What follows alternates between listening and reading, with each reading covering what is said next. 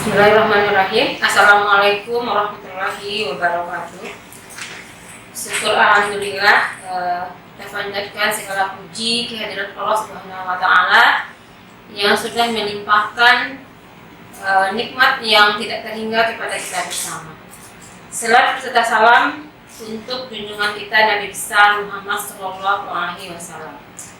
Yang saya hormati Bapak Profesor Ganefri PhD, Ibu Profesor Yeni Rozimela MID PhD, Bapak Profesor Dr. Atmazaki MPD, Bapak Profesor Dr. Ahmad Fauzan MSc MPD, Bapak Profesor Dr. Mujiran MPD Cons, Ibu Profesor Dr. Nur Hizrah Gisti Tuati MID IDD, Bapak Profesor Dr. Azwar Ananda MA, Bapak Profesor Dr. Firman MPD Cons, Bapak Profesor Dr. Zulfan Saam MSI. Baiklah, saya akan mempresentasikan judul disertasi saya, pengembangan model bimbingan klasikal dengan metode snowball throwing untuk meningkatkan pemahaman karakter SMART dalam mencegah bullying di SD. Latar belakang masalah. Pertama, saya akan melihat dari kasus bullying, yang mana kasus bullying akhir-akhir ini sudah banyak terjadi, tidak hanya di Indonesia, tapi juga di belahan dunia yang lainnya. Indonesia termasuk negara yang memiliki kasus bullying yang terbanyak di antara negara-negara lain seperti Jepang, Finlandia, Amerika.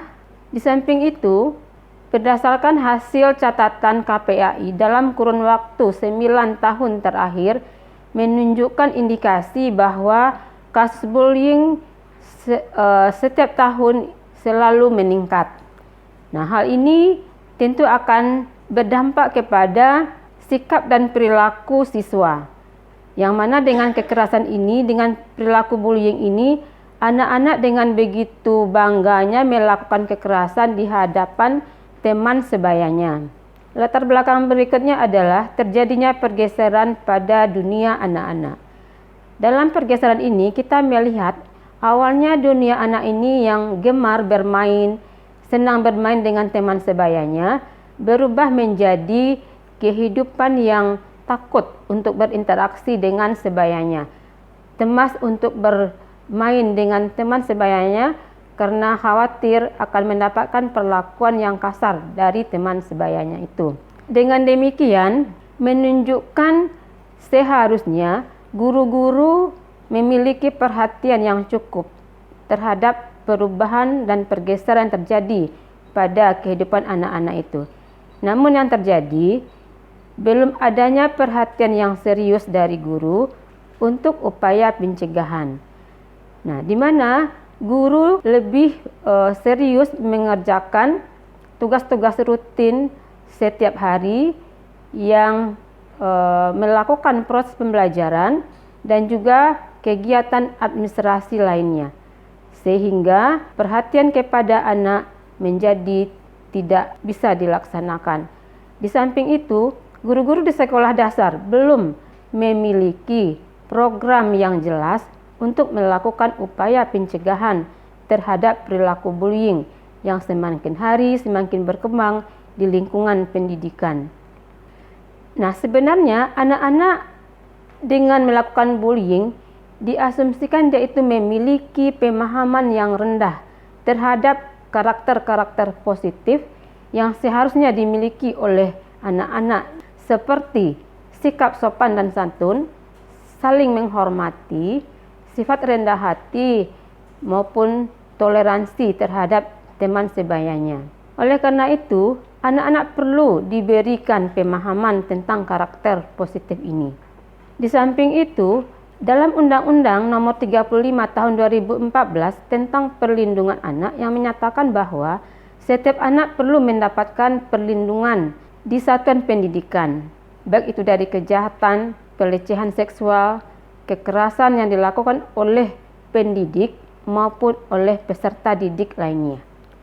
Berdasarkan undang-undang ini, bullying di sekolah sudah harus dicegah karena jika dibiarkan, bullying akan berdampak buruk pada si pendidik. Jadi, dari berbagai fenomena di atas, maka upaya pencegahan terhadap bullying itu harus dilakukan. Nah, dalam hal ini, upaya pencegahan yang peneliti lakukan adalah dengan mengembangkan model bimbingan klasikal dengan metode snowball throwing. Gunanya adalah untuk meningkatkan pemahaman anak tentang karakter-karakter positif yang terdiri dari sikap sopan dan santun, saling menghormati, sikap adil, rendah hati, dan toleransi. Nah, kenapa bimbingan klasikal dengan metode snowball throwing yang ingin dikembangkan?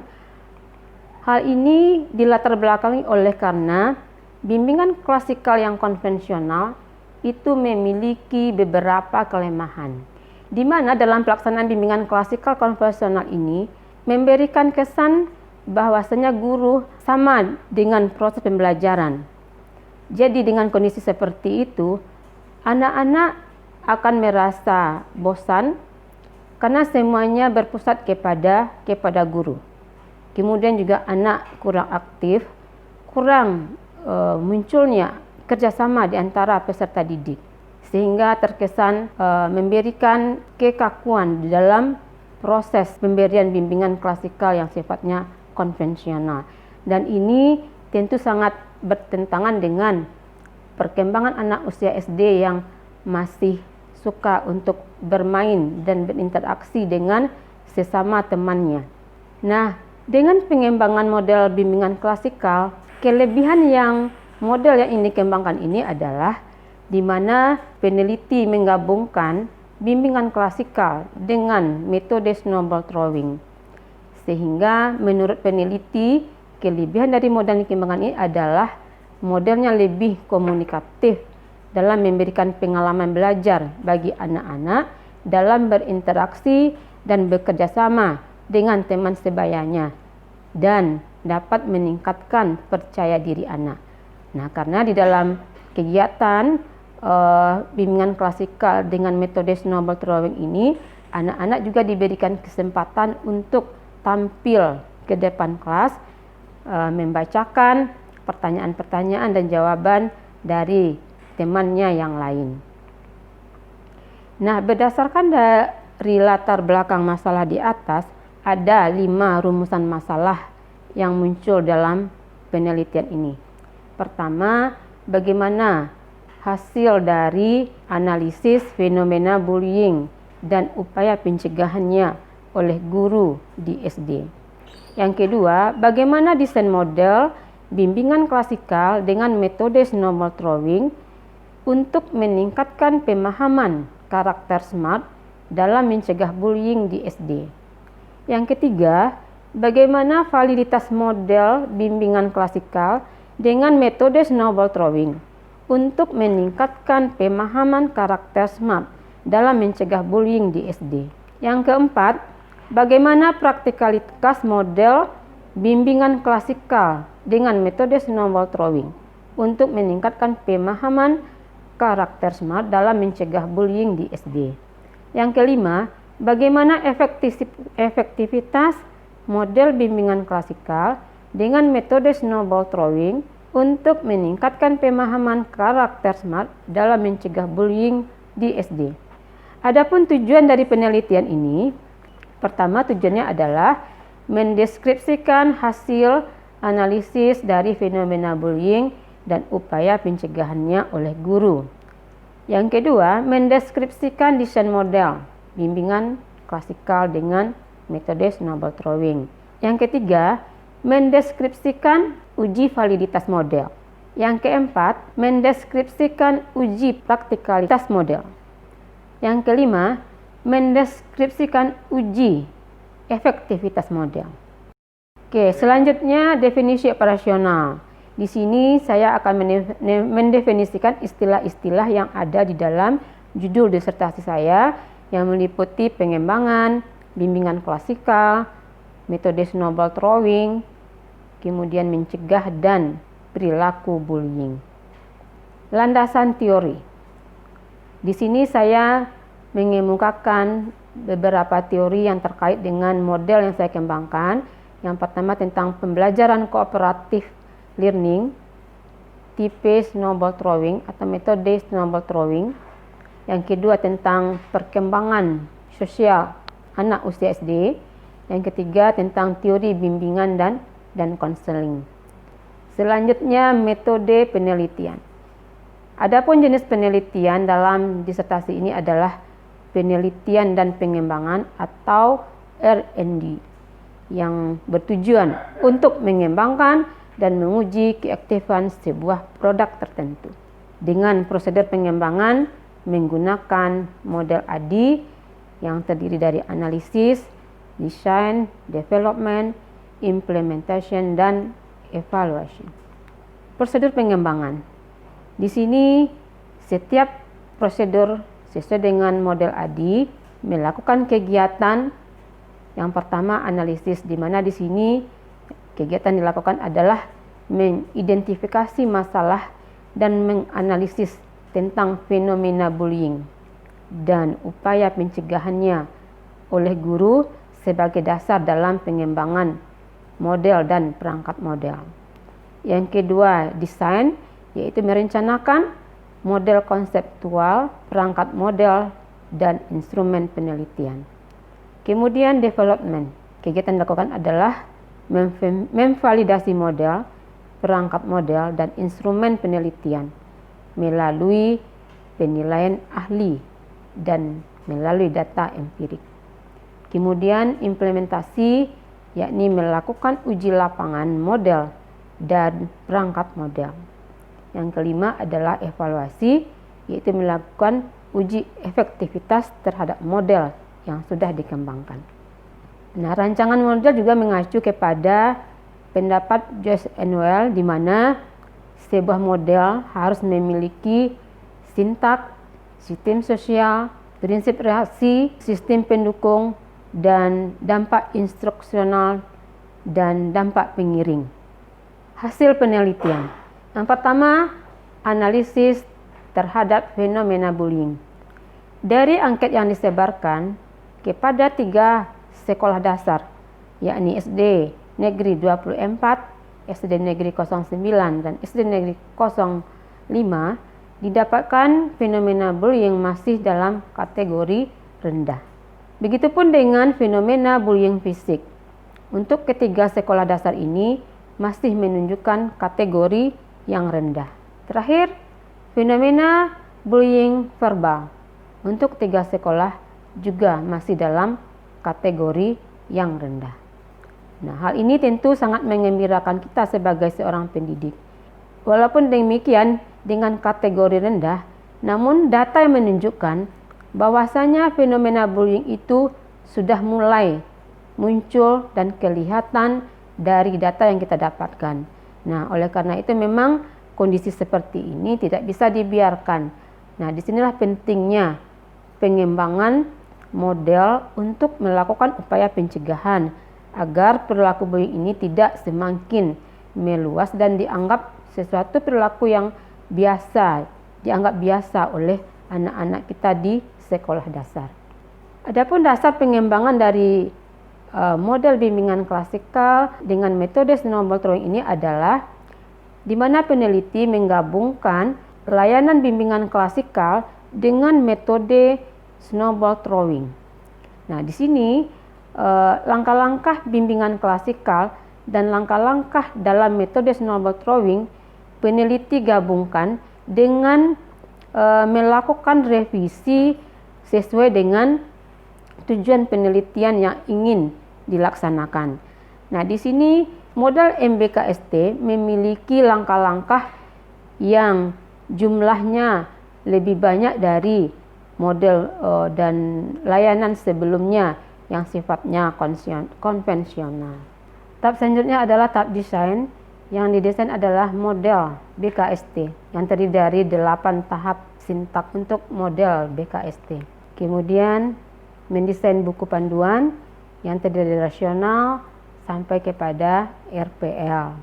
Berikutnya adalah desain tentang buku materi yang terdiri dari yang dimulai dengan pendahuluan sampai dengan uraian materi yang sesuai dengan karakter yang ingin dikembangkan. Kemudian tahap desain untuk buku latihan siswa juga memiliki isi mulai dari pengantar sampai dengan penutup. Berikutnya adalah tahap development. Pada tahap development ini, kegiatan yang dilakukan adalah untuk memvalidasi hasil pada tahap desain untuk mendapatkan produk yang valid sebelum diimplementasikan. Adapun yang dilakukan validasinya adalah memvalidasi buku model, memvalidasi buku materi layanan, memvalidasi buku panduan serta memvalidasi buku latihan untuk siswa. Hasil validasi. Pertama, hasil validasi untuk buku model. Hasil dari validasi ini adalah menunjukkan dengan nilai ICAN 0,91 menunjukkan bahwa model yang dikembangkan sudah menggambarkan isi yang seharusnya ada di dalam sebuah model. Begitu juga dengan koefisien ICC sebesar 0,513 menunjukkan penilaian para validator konsisten satu dengan yang lainnya. Berikutnya, hasil validasi buku materi layanan. Dengan koefisien ICAN 0,87 menunjukkan buku materi yang dikembangkan sudah mencakup isi yang seharusnya ada. Kemudian nilai koefisien ICC dengan 0,393 menunjukkan penilaian para validator cukup konsisten satu dengan yang lain. Selanjutnya, hasil validasi untuk buku panduan guru yang menunjukkan dengan nilai koefisien ICAN 0,87 memandang buku panduan sangat baik dan sudah mencakup isi yang seharusnya ada. Begitu juga dengan koefisien ICC-nya dengan nilai 0,397 menunjukkan penilai dari para validator cukup konsisten satu sama lain. Hasil validasi buku latihan siswa dengan koefisien ICAN 0,85 menunjukkan buku latihan yang dikembangkan sudah mencakup isi yang seharusnya ada. Dengan nilai ICC 0,487 menunjukkan penilaian para validator konsisten satu sama lain. Tahap berikutnya adalah tahap implementasi. Model ini peneliti implementasikan di Sekolah Dasar Negeri 2 nomor 245 Kaum Batu Sangkar dengan jumlah siswa sebanyak 19 orang. Implementasi ini dilaksanakan untuk setiap materi selama 40 menit sesuai dengan langkah-langkah yang sudah diatur di dalam buku model sampai kepada mengerjakan latihan. Kemudian kesimpulan untuk mengukur praktikalitas dari model BKST ini untuk keempat hal yang dilakukan uji praktikalitasnya menunjukkan buku model sangat praktis, buku materi layanan juga sangat praktis, buku guru pada kategori praktis, dan buku latihan murid berada pada kategori sangat praktis. Selanjutnya, uji efektivitas model menunjukkan perbandingan skor pretest dengan skor posttest baik untuk masing-masing aspek sikap maupun secara total menunjukkan pada kategori efektif. Dengan melihat perbedaan skor pretest dengan skor posttest yang sangat signifikan, yaitu dengan nilai P kecil dari 0,05. Kesimpulan. Pertama, dari 3 sekolah yang peneliti lakukan, ditemukan adanya kasus bullying walaupun masih dalam kategori atau dengan persentase yang masih rendah. Yang kedua, bullying sosial ditemukan lebih banyak dilakukan jika dibandingkan dengan bullying sosial dan bullying fisik. Yang ketiga, belum adanya program yang terencana yang ada di CSD untuk melakukan pencegahan terhadap bullying. Yang keempat, model bimbingan klasikal dengan metode snowball drawing ini dinilai oleh guru sangat praktis. Adapun efektivitas MBK dinilai melalui perbandingan skor pretest dan posttest dalam menjawab soal tentang pemahaman karakter SMART oleh siswa SD. Hasilnya, perbedaan kedua skor ini menunjukkan bahwa MBKST efektif dalam meningkatkan pemahaman murid tentang karakter SMART. Implikasi. Pertama, sekolah seharusnya memiliki kebijakan yang jelas tentang perlunya bimbingan karakter yang baik, setidaknya atau melalui karakter SMART. Yang kedua, sekolah sebaiknya menyediakan waktu dalam kurikulum atau kegiatan ekstra untuk pembinaan karakter positif yang meliputi karakter SMART. Yang ketiga, sekolah seharusnya menugaskan guru BK untuk memasukkan bimbingan klasikal tentang karakter SMART ke dalam tugas pokoknya sebagai guru BK atau guru kelas. Saran. Yang pertama, untuk lembaga pendidikan atau sekolah, di mana sekolah hendaknya perlu menyediakan waktu khusus untuk penyelenggaraan bimbingan tentang karakter SMART, dalam hal ini melalui model MBKST. Yang kedua, sekolah perlu menugaskan guru BK untuk menyelenggarakan bimbingan meningkatkan karakter SMART secara terencana, sebaiknya dengan menggunakan model MBKST. Yang ketiga, memastikan semua murid supaya mengikuti kegiatan bimbingan klasikal dengan metode snowball throwing. Saran untuk guru. Yang pertama, guru perlu memahami dengan baik bahwa perilaku bullying ternyata di sekolah-sekolah dasar sudah mulai dijumpai. Yang kedua, guru perlu mempelajari apa penyebab terjadinya bullying di SD. Yang ketiga, guru perlu melakukan upaya untuk memberikan pengetahuan kepada murid tentang karakter SMART untuk mencegah bullying, di antaranya atau dengan menggunakan model MBKST. Demikianlah hasil presentasi dari hasil penelitian disertasi saya. Mohon maaf jika ada kekurangan dan kesalahan. Saya akhiri. Assalamualaikum warahmatullahi wabarakatuh. Terima kasih.